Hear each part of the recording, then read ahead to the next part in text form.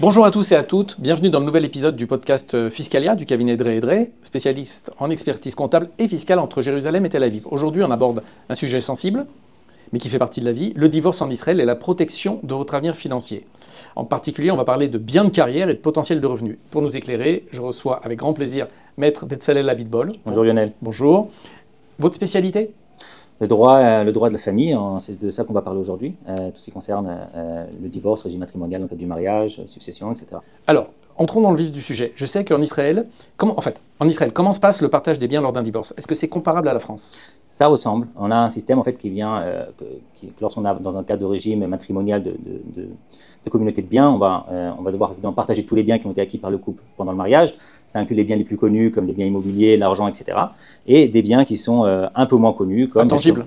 Des biens intangibles, c'est ça? Des biens comme par exemple, on parle des biens de carrière, ce qu'on appelle en Israël des biens de carrière, ou en France, on va plutôt parler de prestations compensatoires, ce qui vient remplacer un peu ce système de biens de carrière qu'il y a en Israël. On va justement voir aujourd'hui la différence entre les deux. Vous pouvez nous expliquer rapidement ce que c'est ce qu'on appelle un bien de carrière? Un bien de carrière, en fait, c'est qu'on va considérer tout ce qui fait partie de la carrière d'une personne comme un bien. Ça peut être ses diplômes, ses formations professionnelles, des bases de données de clients, sa réputation, etc., etc. Et son potentiel de revenus, essentiellement. Tout ça, on va considérer comme des biens de carrière. S'ils ont été acquis pendant la période de vie commune, on va devoir les partager. Donc, si je résume, un diplôme, par exemple, qui est obtenu pendant le mariage, peut devenir un bien partageable en fait. Complètement, et surtout si c'est un diplôme en plus qui donne une formation, une profession. Par exemple, on a des diplômes un peu généraux, comme un diplôme de philosophie, c'est pas un diplôme d'avocat, c'est pas un diplôme de médecine.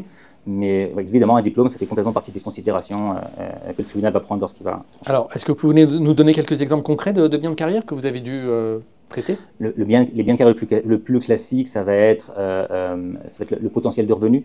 Lorsqu'on va voir par exemple deux personnes qui sont mariées à un âge assez jeune, ils ont tous les deux étudiants au début de leurs études, et puis ils sont mariés, ils ont grandi ensemble, etc. On a généralement l'homme, le mari, qui va faire médecine, qui va avancer après 20 ans, qui va se retrouver chef de service de tel hôpital, etc., en privé, qui va gagner 100 000 shekels par mois, par exemple, et la femme qui n'a pas fait d'études ou a mis sa carrière de côté, qui est plutôt à la maison pour s'occuper des enfants, du foyer, etc. Et après 20 ans, on se retrouve avec un divorce, et là, on va regarder la différence de revenus entre les deux, on va regarder le revenu du mari, on va dire au mari, c'est ce potentiel de revenus que tu as aujourd'hui, que tu as acquis pendant le mariage, c'est quelque chose qu'il va devoir évaluer et partager. Alors évidemment, partager, c'est un sujet en soi, comment on partage ça, mais il va falloir prendre ça en considération dans le cadre du partage des biens. Est-ce que ça concerne uniquement les carrières, on va dire, entre guillemets, prestigieuses, pilote d'avion, grand chirurgien, grand avocat? Non, ou aussi un chef d'entreprise, un artiste, peu importe. Ça concerne toutes les carrières. Si c'est un artiste très renommé, alors on va regarder évidemment la réputation. Si c'est une profession, comme par exemple un médecin, comme l'exemple que j'ai donné précédemment, on va regarder le potentiel de revenus, etc., etc. Ça peut être une affaire, évidemment, avec des technologies, des brevets, des bases de données de clientèle, etc. Tout ça, ce sont des choses qui sont prises en considération. Comment est-ce qu'on prouve ces investissements et ces sacrifices? Parce que d'un côté, il y a de l'investissement, parce que créer en fait une carrière ou une réputation ou monter une marque, c'est pas si facile que ça. Et de l'autre côté, il y a des vrais sacrifices. Du côté, on a dit de la femme, c'est un exemple, qui va s'occuper du foyer, c'est pas facile non plus. Comment est-ce qu'on prouve en fait les investissements et les sacrifices? Alors déjà, les résultats parlent d'eux-mêmes, c'est-à-dire qu'on va se retrouver au moment du divorce, si on voit qu'on a une femme au foyer qui n'a pas de carrière, qui n'a pas d'études, ou qui n'a pas avancé dans sa carrière, qui l'a mis en pause, si on voit qu'il y a des enfants, on voit que c'est la maman qui s'est occupée d'eux principalement. Et de l'autre côté, on va voir une personne qui a créé une société, créé une structure qui rapporte beaucoup d'argent, un médecin, un avocat, etc.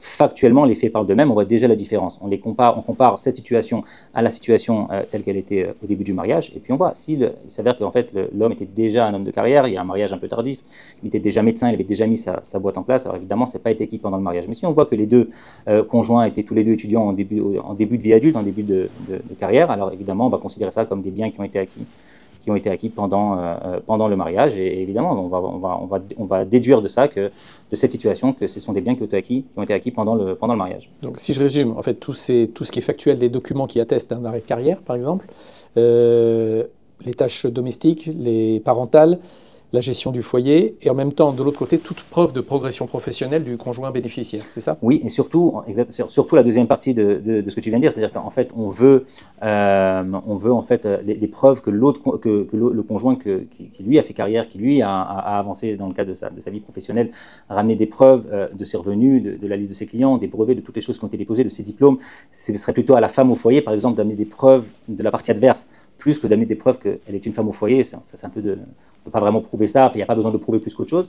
Surtout prouver, surtout à la personne qui, elle, a mis sa carrière en pause, de ramener des preuves, de conserver et d'amener les preuves de la partie adverse, le conjoint, lui, justement, qui a fait carrière, amener les preuves de cette carrière pour pouvoir établir justement ses revenus, le montant de ses revenus, etc., etc. Alors là, on est parti d'un exemple plutôt simple, c'est un couple jeune qui démarre dans la vie.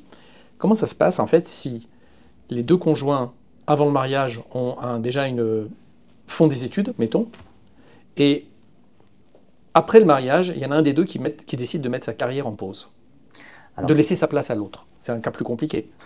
C'est plus compliqué, c'est moins noir et blanc que le premier exemple. Mais l'idée de fond, c'est que si on a quand on va avoir un véritable écart, une vraie différence de revenus, quand on va avoir une carrière bien réussie d'un côté et une personne qui, en fin de compte, a mis sa carrière en pause de l'autre, on va avoir tendance à vouloir partager cette différence de revenus, cette différence de bien de carrière.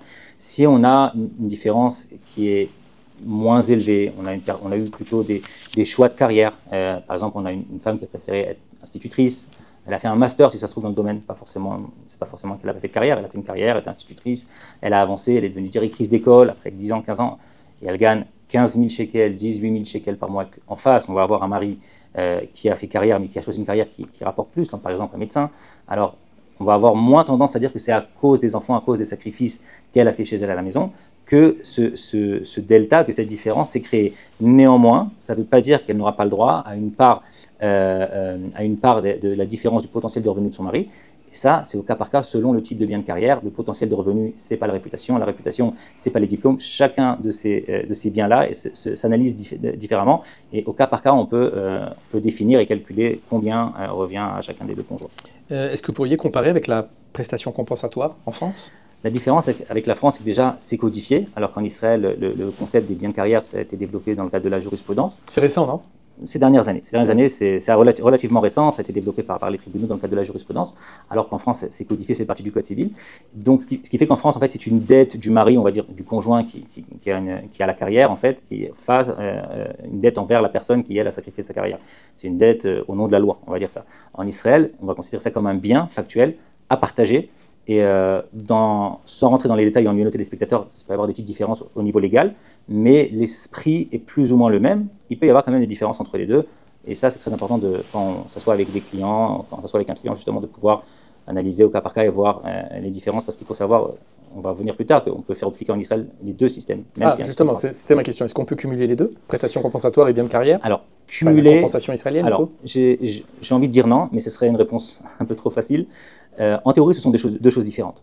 Si on va prendre un pur potentiel de revenus et qu'on va avoir en France un couple qui a déjà divorcé et la femme a obtenu, disons que la femme était une femme au foyer, elle a obtenu des prestations compensatoires et qu'il y a des biens en Israël. Est-ce qu'on va vouloir aussi regarder un potentiel un bien de carrière en Israël? Est-ce qu'on va vouloir le partager? Je ne pense pas que ce soit quelque chose qui peut se faire. Il y a un concept de bonne foi. On ne veut pas en fait qu'une personne obtienne en double la même chose. On veut obtenir et des prestations compensatoires en France et un bien de carrière.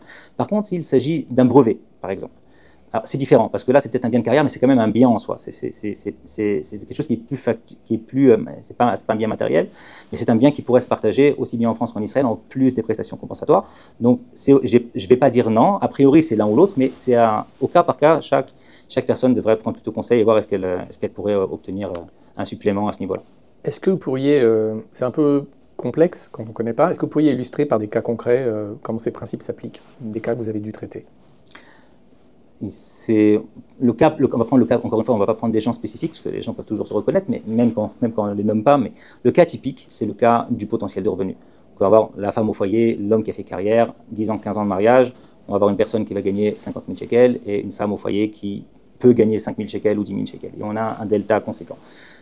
Ce qu'on va faire généralement, c'est que le tribunal va nommer un expert qui est là pour faire le calcul du partage des biens, et cet expert, qui est généralement un actuaire ou un expert comptable, généralement un actuaire, il va évaluer la différence de potentiel de revenus entre les deux conjoints, il va prendre il va établir déjà quelle est cette différence. Après, il va prendre l'ancienneté. Il y a plusieurs façons de le faire, mais ça, c'est une des façons principales. Il va prendre l'ancienneté, il va donner pour chaque année d'ancienneté un certain pourcentage qu'il va calculer, etc. Il va obtenir une formule avec laquelle il peut fixer une sorte de pension d'indemnité mensuelle pendant un certain nombre d'années, ou alors fixed price, une somme qui va être payée en amont directement dans le cadre du partage des biens. C'est un des exemples. Il y a d'autres façons aussi de le faire, et ça, c'est vraiment au cas par cas. Que cette chose se décide. Comment ça se passe quand, question un peu plus compliquée, on l'avait abordé dans un précédent podcast notamment, quand il y a un potentiel revenu. C'est-à-dire qu'en fait on parle d'une capacité future. Par exemple, une société, le truc classique c'est les startups, société qui a déposé des brevets, qui a un vrai potentiel, et en attendant elle brûle du cash et elle n'a rien tant que c'est pas fait, tant que c'est pas signé. Comment ça se passe dans ces cas-là? Alors j'ai eu justement, je crois qu'on en a parlé j'ai eu un cas comme ça, d'ailleurs je crois qu'on en avait parlé dans une de nos précédentes vidéos.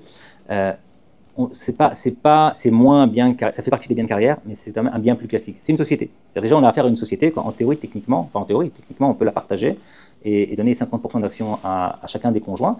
Et là, de facto, on a déjà partagé la société. De façon générale, les tribunaux n'aiment pas faire ça. On aime que quand les gens divorcent, ils divorcent aussi économiquement.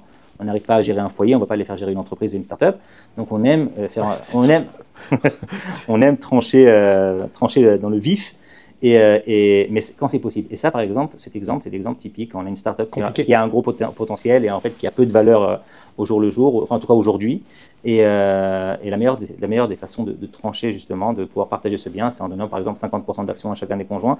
Mais encore une fois, c'est toujours au cas par cas. Chaque cas, il a sa particularité. Ok. Et est-ce que vous pourriez donner des conseils à nos auditeurs francophones qui sont confrontés à une séparation? Déjà, ne pas oublier ce bien, ce qu'on appelle le bien de carrière, les biens de carrière.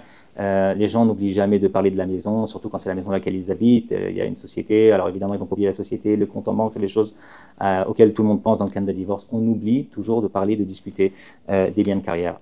Très souvent, une femme au foyer, quelqu'un qui a mis sa carrière de côté, qui sait que le mari a des revenus qui sont conséquents, elle doit prendre aussi en considération qu'elle n'est pas supposée partir du jour au lendemain et se retrouver sans rien et commencer à travailler dans un travail au SMIC. Tout à l'heure, vous avez parlé de documenter en fait les sacrifices. Comment est-ce qu'une femme au foyer peut documenter ses sacrifices? Alors, comme je l'ai dit précédemment, plutôt documenter la réussite de l'autre conjoint. C'est comme ça qu'on va voir en fait la différence. Okay. Après, ça va être facile à établir quand une femme est une femme au foyer. En fait, on va voir ce qu'on n'a pas. On n'a pas de revenus, on n'a pas de déclaration fiscale, on n'a pas de bulletin de salaire, on n'a tout simplement pas. On a tout qui est au nom des deux, voire du mari. Et lorsque c'est un compte commun, on va voir d'où provient l'argent. On va voir factuellement ce qu'on n'a pas. C'est d'ailleurs toujours plus facile de prouver de façon positive ce qu'on a que de faire ce qu'on appelle la preuve négative, c'est de prouver qu'on n'a pas. Donc, on va toujours essayer de prouver en fait qu'est-ce que l'autre a que nous on n'a pas. L'autre, évidemment, inversement, ne pourra pas prouver que sa femme au foyer a des biens de carrière à partager. Mais en tout cas, pour revenir à la précédente question, c'est très important de ne pas oublier. Quand on sait qu'on va s'installer en Israël ou qu'on vit en Israël et qu'on est à l'approche d'un divorce ou qu'on envisage un divorce, de ne pas oublier de parler de ces biens de carrière, parce qu'en fin de compte, les gens ont toujours une tendance à penser à tous les autres biens et pas à ces biens-là, voire parfois à confondre, et c'est aussi très important, confondre avec les mezonot yeladim, ce qu'on appelle la pension alimentaire pour les enfants.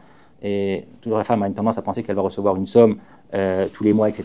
Et on a une tendance à tout confondre. Non, cette somme, ça va pour les enfants, elle est destinée aux enfants généralement parce que le père doit participer justement à la hauteur de ses revenus aux frais des enfants. Mais ce n'est pas pour la femme.